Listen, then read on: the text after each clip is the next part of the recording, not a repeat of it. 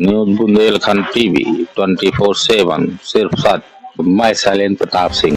भारत ही नहीं, विश्व में जिनके अनगिनत भक्त हैं, जिनके दर्शन के लिए लाखों भक्त हर दिन रात 10 बजे से रोड के किनारे आकर इंतजार करते हैं, उनको आतंकवादी कहने वाले यह कौन है जो एक संत को व हिंदू धर्म को आतंकवादी कहते हैं? किसके कहने पर यह लोग प्रेमानंद महाराज को आतंकवादी कहते हैं? यह जानने के लिए यह खबर पूरा देखें और अपना जवाब कमेंट बॉक्स में दें। जिस संत के पास 1 रुपए नहीं है, जो दूसरे के घर में रहते हों, जो दूसरे की गाड़ी से चलते हों, ऐसे महान संत को आतंकवादी कहना कितना सही है, सभी बताएं। जिनको हर धर्म के लोग चाहते हो, वह हिंदू हो, सिख हो, ईसाई हो या मुस्लिम हो, सभी धर्म के लोग जिनको अपना मानते हैं, उनको आतंकवादी कहा जा रहा है। जिनके पद यात्रा को बंद कराया गया, यह कहां तक सही है? धर्म को व ऐसे संत को आतंकवादी कहने वालों पर कोई कार्यवाही भी आज तक नहीं की गई। ऐसा क्यों? अब तो ऐसा लग रहा है कि धर्म को ही खत्म करने का काम हो रहा है। यह कर कौन रहा है? इसकी जांच होनी चाहिए और कड़ी कार्रवाई होनी चाहिए। अब देखने वाली बात है कि सरकार करती क्या है। अब आप भक्तों से ही सुने और वृंदावन वासियों से सुने क्या कह रहे हैं, साथ में उनकी बात भी सुने जो आतंकवादी बता रहे हैं। यह खबर पूरी देखें और अपनी राय कमेंट बॉक्स में दें। Shailendra Pratap Singh, Bundelkhand TV 24/7 news.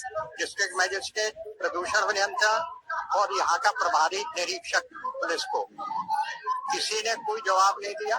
प्रदूषण विभाग ने चिट्ठी लिखी यहाँ के प्रभारी को, उसने कहा जब तक आदेश नहीं आएगा ऊपर से नियंत्रण और यहाँ का प्रभारी निरीक्षक पुलिस को किसी ने कोई जवाब नहीं दिया।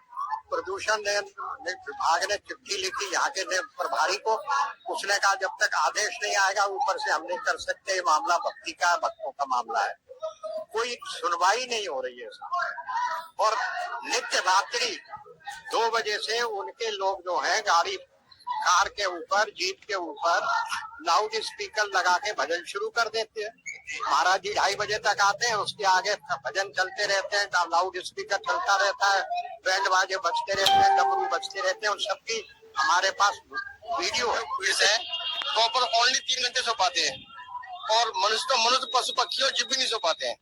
मतलब आतंकवाद सा हमको फील होता है। हम संतों का बहुत सम्मान करते हैं, पर कभी भी हमारे यहाँ प्रभात फ्री निकलती थी, शाम फ्री निकलती थी, रात्रि फ्री कभी नहीं निकलती थी। 1 बजे से और 3 बजे तक इतना उधम होता है जिसको मैं आतंकवाद कहूँगा। 1-1.5 साल से यही देख रही हूँ कि महाराज जी का दिन पर दिन ये सब बढ़ता जा रहा है। रंगोली बनाना, ढोल नगाड़े निकलने और फिर बोर भी नाच रहे हैं और ये इनका 2:30 बजे निकलते हैं, पर 11:30 बजे से शुरू हो जाता है। और किसी को अगर 12 बजे या 11 बजे आना हो तो घुसने नहीं देते हैं।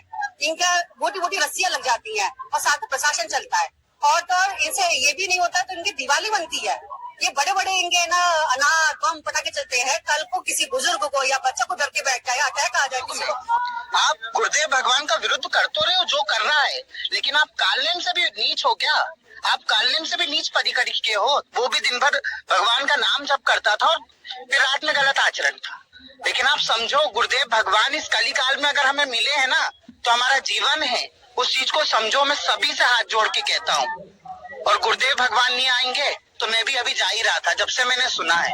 बस मेरी आप सबसे प्रार्थना है कि बस गुरुदेव भगवान कैसे भी आए और जैसे आते थे वैसे ही आए। आप दुखी मत होइए, आएंगे जरूर, क्योंकि बहुत हम दुखी हैं। गुरुदेव भगवान के लिए नींद ही नहीं आती है रात को हमें इस वृंदावन में। 2-2.5 साल हो गए मैं सोता ही नहीं हूँ।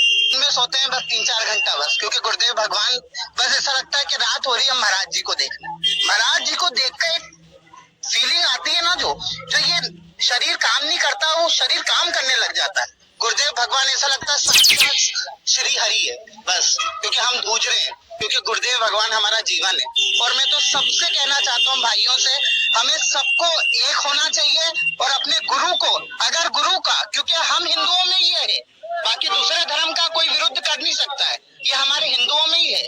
हमारे हिंदुओं में ही एकता नहीं है, बाकी कि आप दूसरे धर्म नहीं करना चाहिए, अच्छाई की तरफ बुराई को छुड़ा कर अच्छाई की तरफ लेके जा रहे हैं।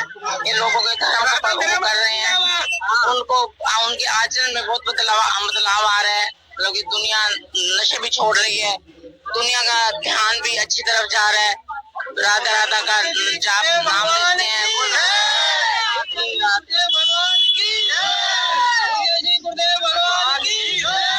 राधे राधे।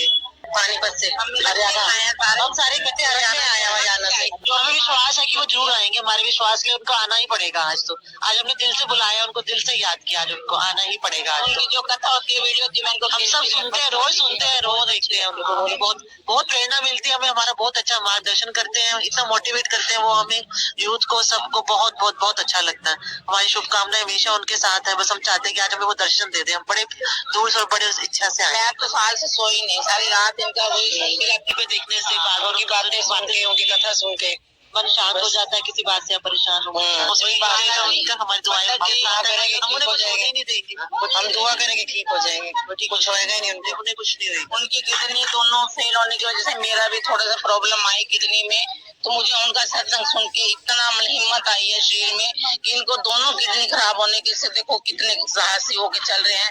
तो मेरी किडनी में आ गया है, तो मेरे को भी ऐसी हिम्मत रखनी चाहिए, ऐसी हिम्मत रखनी चाहिए। राधा